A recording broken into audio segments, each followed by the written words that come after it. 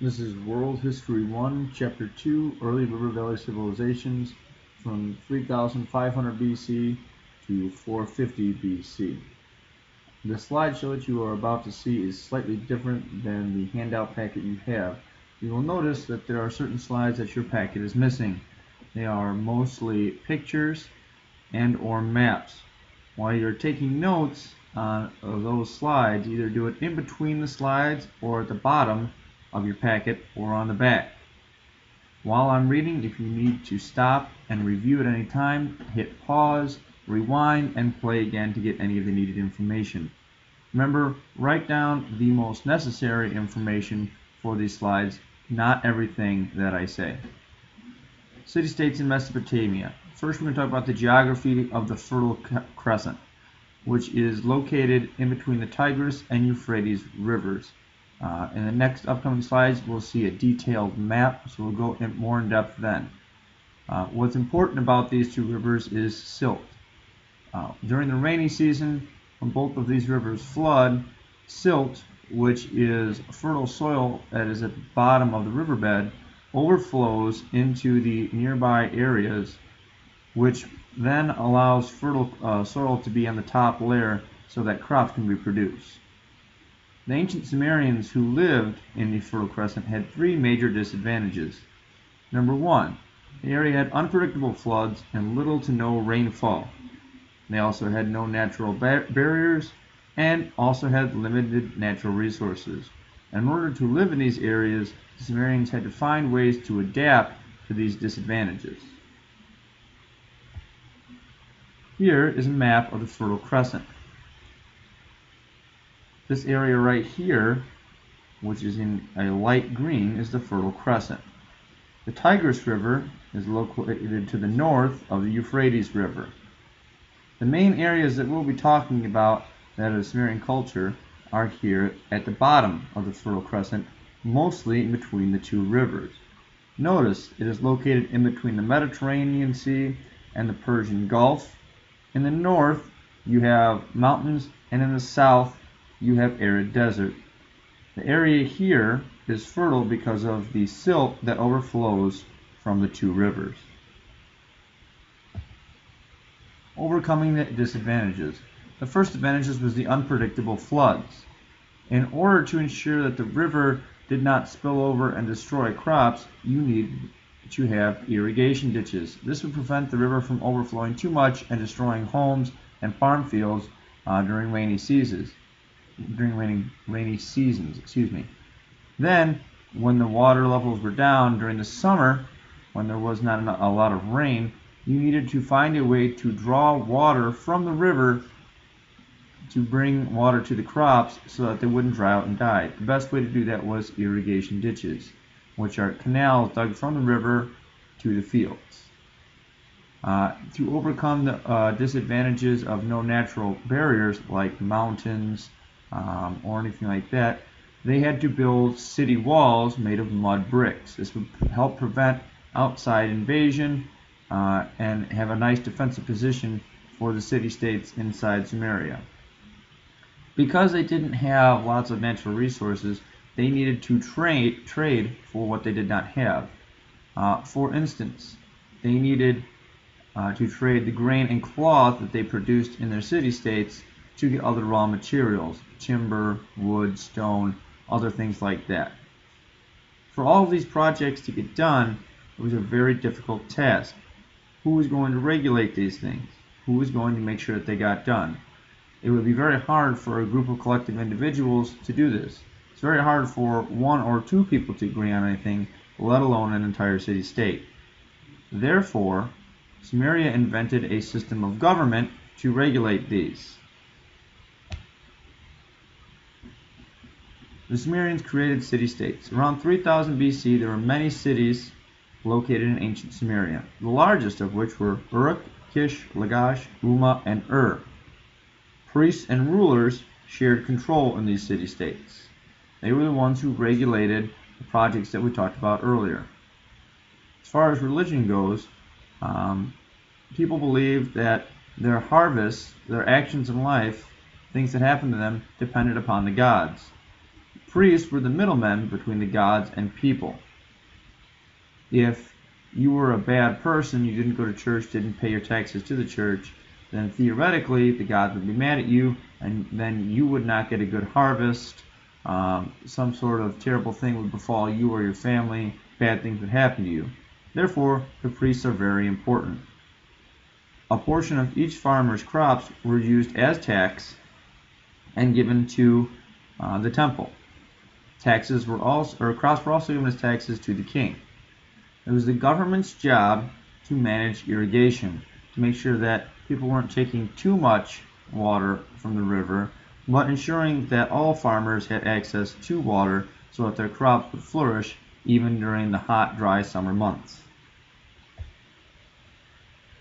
Another reason that governments were made was because someone needed to be in charge of the military to protect the city-states.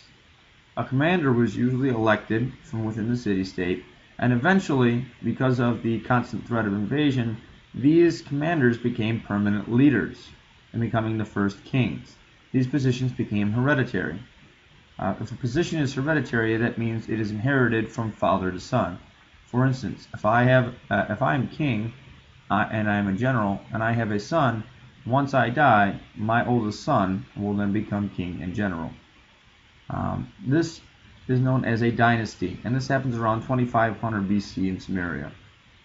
Next, we're going to talk about the spread of cities.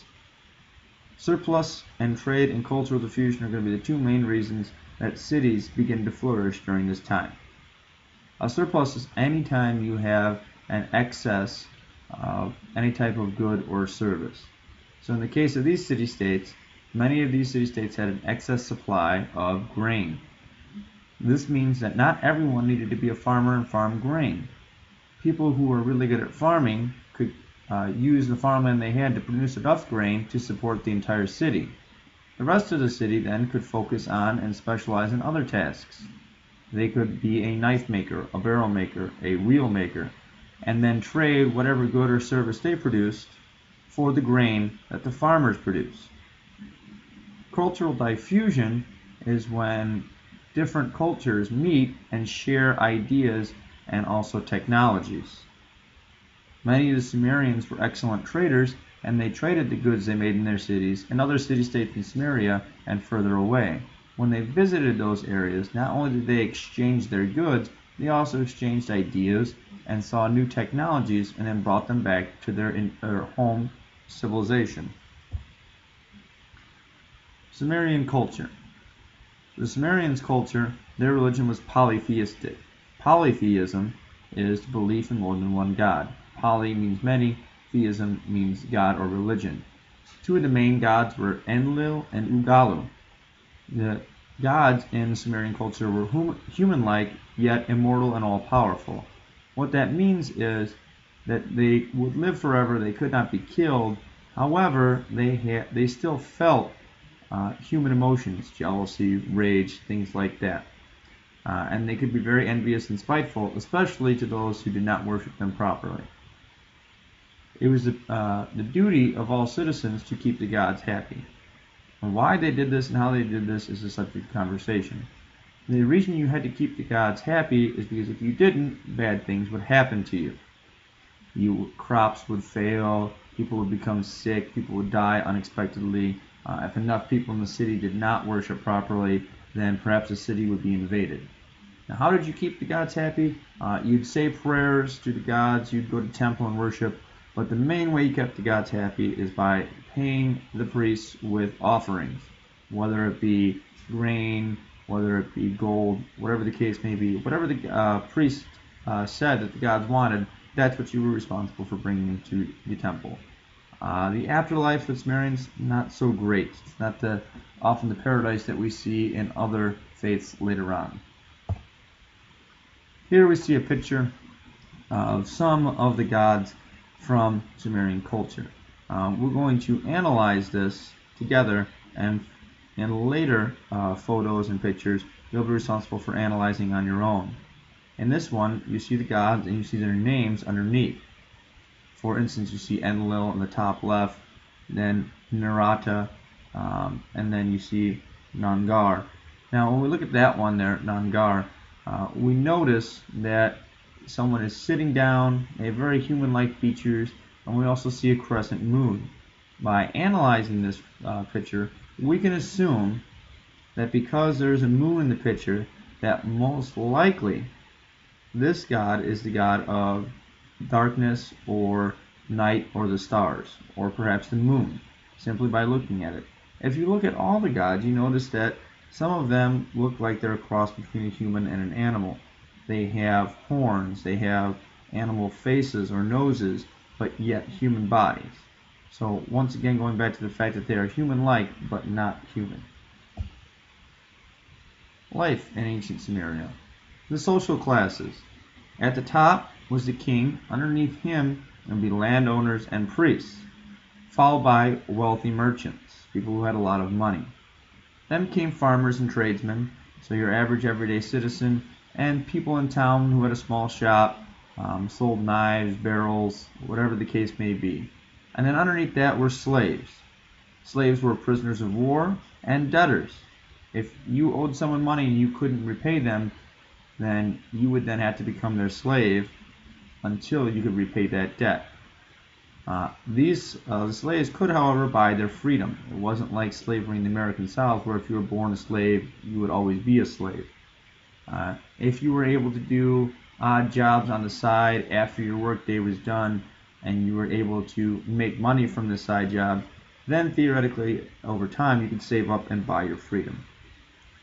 Women had an interesting role in society. They could be merchants, farmers, artisans, and priests. They could also own property, and some of them were actually literate. A little bit different than what we see in other ancient cultures where women were second-class citizens and subservient to men. Science and technology.